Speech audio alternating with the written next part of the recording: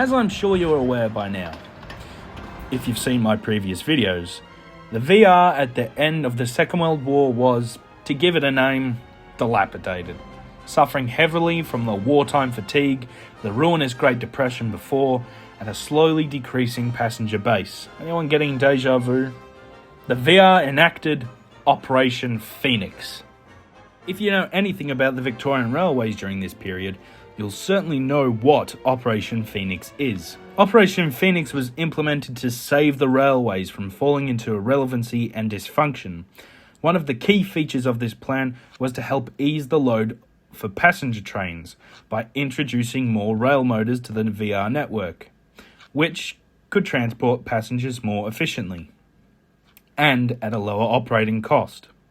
They already had a few in service, such as the AEC Railmotors, the highly successful Durham Railmotors, and the small minority group of Leyland Railmotors, of which only 4 were ever built.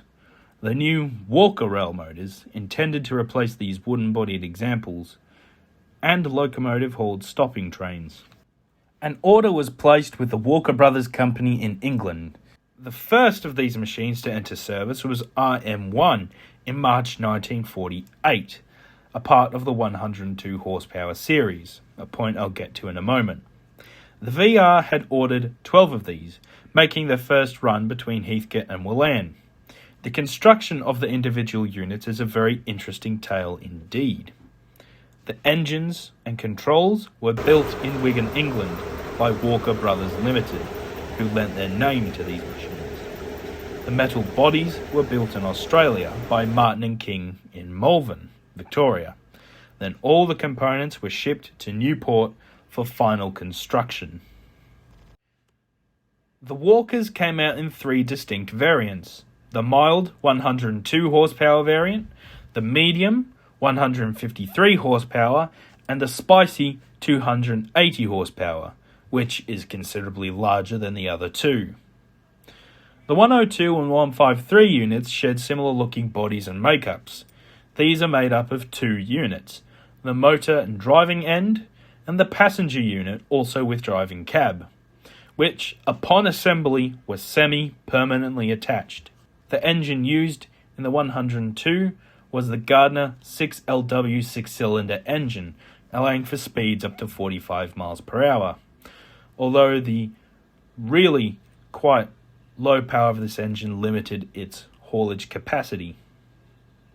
The 153 variant used the 6LW engine again, but with more power, being able to reach a slightly higher top speed, and were much better suited to hauling the trailers built for them. The 102 Walker and the 153 Walker weighed in at about 18 and 20 tonnes respectively. Both the 102 and 153 had ample room for around 40 passengers, 18 of first class and 22 of second.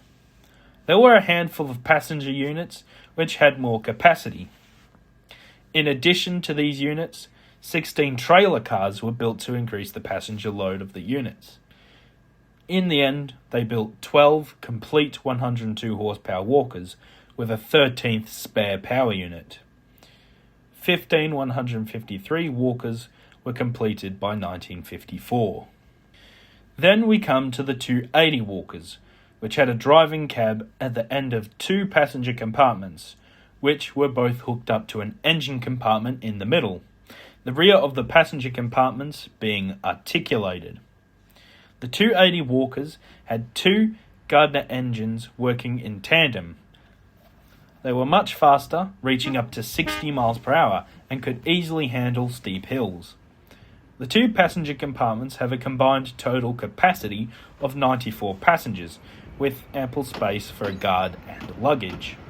The unit together weighed in at 55 tonnes.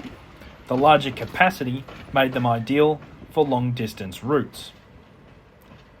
The 1951 Victorian Railways newsletter contained an account of a Melbourne Wangaratta train slashing the journey time by 30 minutes, stopping only at Euroa and Benalla. By 1952, 12 of the 280s had been assembled. All Walker Rail cars would run on the broad gauge for the entirety of their working lives. During their trial runs, they proved to be highly efficient, always tested with a full load as well, often shortening journey times and maintaining good speeds. Not to mention the double-ended nature of the rail motors meant it never had to use a turntable. In service, the Walker railcars could be found across the entire VR network, with the 102 and 153 rail motors handling shorter intermediary runs and branch lines, while the 280 Walkers were mostly timetabled for longer regional services. The intention of the Walkers was to replace a lot of locomotive-hauled trains and the cumbersome system of mixed passenger freight trains. And for passengers, they had a few welcoming features, such as adjustable seats, fluorescent lights, non-draft windows, and, when they were new, passengers reported no vibrations in the sitting compartment. However, they did signal the demise of the AEC and Leyland railmotors in regular service, both of which were mostly gone by 1954.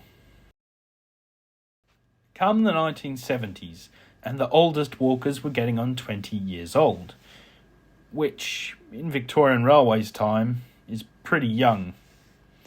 But the Walkers were lightly built, and not as durable as the Derms, for example, some needing rebuilds in the 1950s. Scrapping of Walker rail motors began in 1971, and the closure of many branch lines only compounded their withdrawal. By 1978, all of the 102 Walker horsepower units had been withdrawn from service. By 1980, all Walker rail motors had either been withdrawn or scrapped. The oldest of these units only enjoyed roughly 30 years.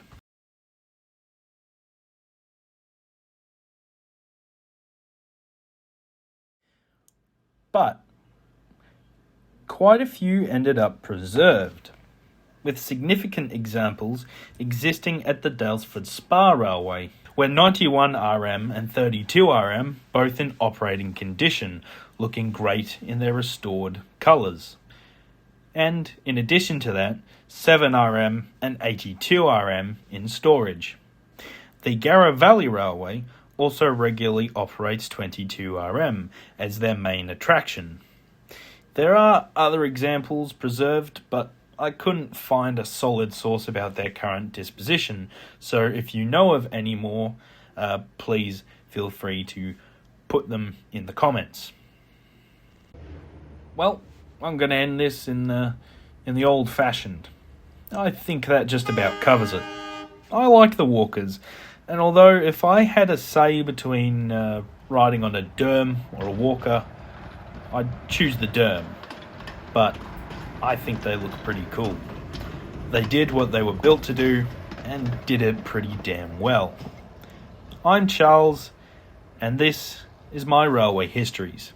Please comment, like and subscribe, and thank you for watching.